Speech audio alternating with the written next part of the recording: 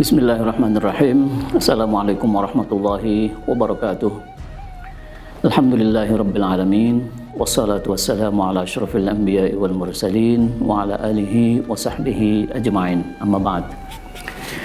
Saudara-saudara, kita pada kali ini berada dalam bulan Agustus, bulan kemerdekaan Indonesia.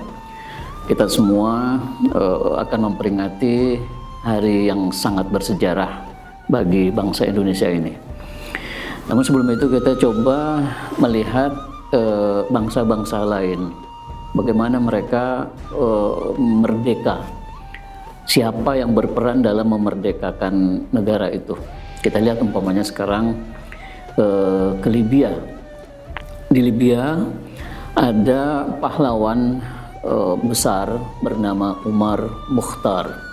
Sebagian kita mungkin sudah pernah menyaksikan film tentang Imam Al-Mukhtar ini.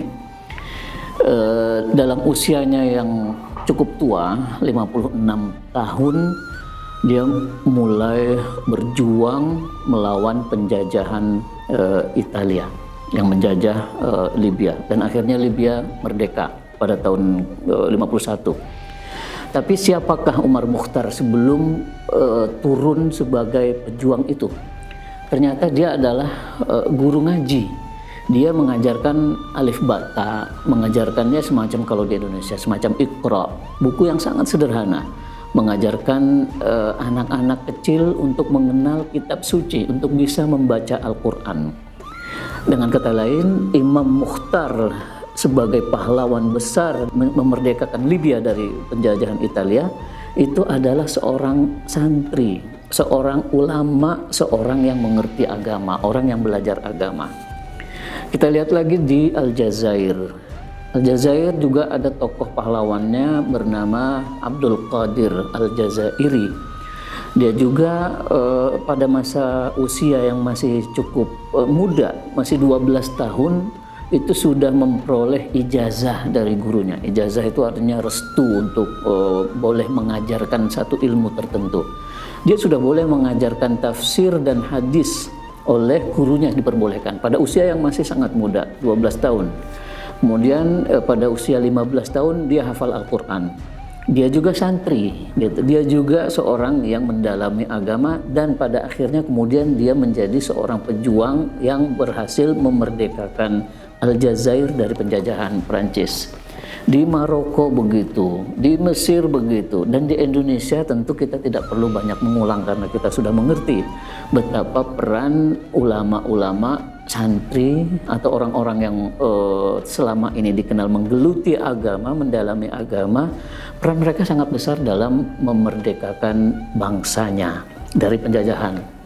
Nah, karena itu kita tidak bisa memisahkan antara mendalami agama dengan nasionalisme, dengan pembelaan kita terhadap bangsa dan lain sebagainya.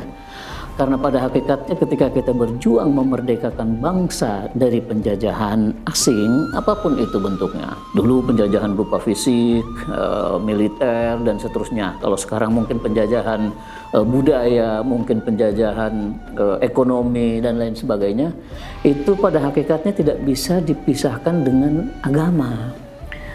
Semua orang yang mengerti agama, orang yang betul-betul mempelajari agama akan mengerti bahwa sebuah kezaliman apapun bentuknya harus dilawan. Nah, ini kita berangkatnya dari situ.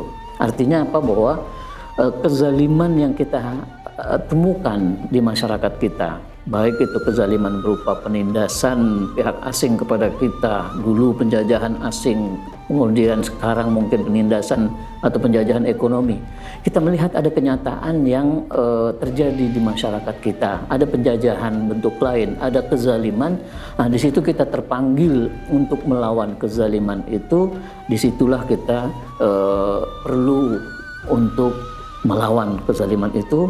Dan kalau kita mengetahui, menyadari bahwa bangsa kita ini benar-benar sedang dijajah oleh pihak lain, tentu kita harus terpanggil untuk memerdekakan bangsa kita itu. itu adalah sebuah nilai perjuangan agama yang sangat besar.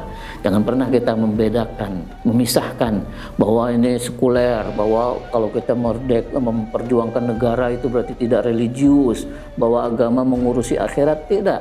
Agama salah satu perintahnya adalah melawan kezaliman, menegakkan keadilan. Di mana ada kezaliman, di situ kita lawan, di situ kita memerdekakan kaum kita, di situ kita menjalankan agama, termasuk memerdekakan bangsa kita dari segala bentuk penjajahan.